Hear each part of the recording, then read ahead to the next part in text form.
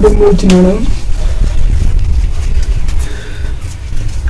पाप क्षय का हेतु। पुण्य से आप रक्षा नहीं करना चाहिए।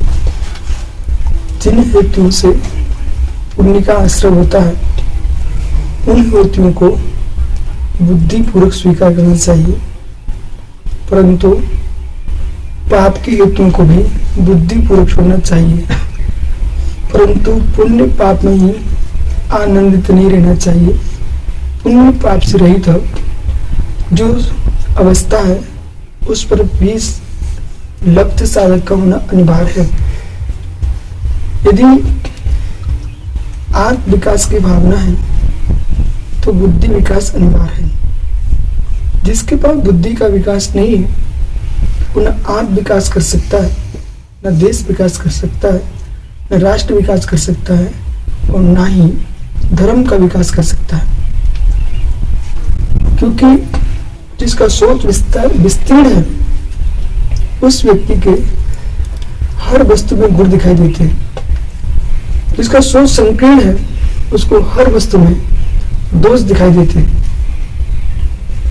ऐसी कोई वनस्पति नहीं जो औसत धर्म रहित हो, ऐसा कोई पुरुष नहीं जो किसी गुण से रहित हो। कोई ना कोई गुण अवश्य होगा। इसलिए आत्मदृष्टि से जैसा अपने आप को चाहते हो ऐसा सबको चाहना सीख लो तो अवश्य विशुद्धि का विकास होगा, आत्म तत्व का विकास होगा, अंतरंग में बौद्धिक विकास भी होगा। संक्लिष्टता से बुद्धि का ह्रास होता है। जिस व्यक्ति के पास काम, क्रोध, मान, माया, लोभ ये विकार बैठे हुए हैं तो सुनिश्चित मान के चले उनका बौद्धिक ह्रास निश्चित मान के चले, क्योंकि विशुद्धि का ह्रास होगा उससे बौद्धिक विकास का भी ह्रास होगा। और जहां पर बौद्धिक विकास का ह्रास है वह किंचित मात्र भी किसी भी क्षेत्र में विकास नहीं कर सकता। इसलिए यही उपदेश मान के चलना चाहिए। जिनको विकास चाहिए है उन्हें अपने विचार का विकास करना पड़ेगा। जिनके पास विकास विचारों का नहीं है, संकोच धारणाओं में जीने वाला पुरुष समाज में, धर्म में, राष्ट्र में टुकड़े के अलावा कुछ करना नहीं जानता। वो मात्र यही समझता है बौद्धिक विकास मेरे पास है और किसी के पास नहीं। ऐसा सोचने वाला व्यक्ति कभी भी उत्तम स्थान को नहीं पा सकता। उस व्यक्ति से कभी नहीं सोचना चाहिए कि कभी धर्म का विकास कर पाएगा। महत्वाकांक्षा का अभाव हो और इच्छाओं का अभाव हो, बुद्धि वर्धमान हो, विशुद्धि वर्धमान हो, वो जीव नियम से उत्कर्ष को प्राप्त करेगा। और जहां ये मानता बैठी हुई है कि मेरे अलावा सागर अब जगत में कोई ज्ञानी बचा नहीं है, जिसकी ये मानसिकता है उसे भी ज्ञान का पता नहीं है। मान में ज्ञान नहीं होता, ज्ञान में मान नहीं होता है, विवेक होना चाहिए। इसलिए पुण्य की प्रगतियों को अपनी मान के बैठना ये सबसे पहले बुद्धि के विकास का ह्रास है।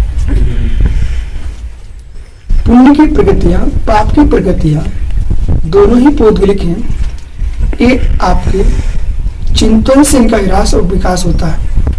इसलिए आवश्यकता है अपने चिंतन की गति को बढ़ाएं।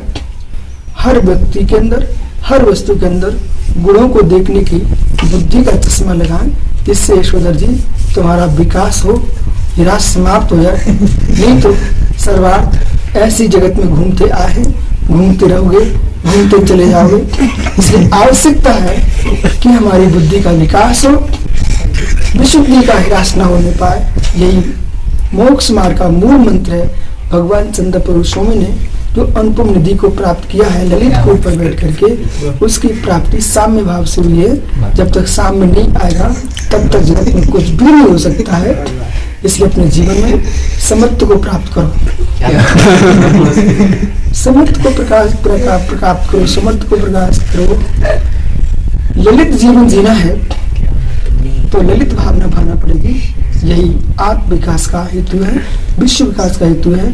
भगवान चंद्र प्रभु स्वामी ने इस ललित कूट से सिद्धि को प्राप्त किया है।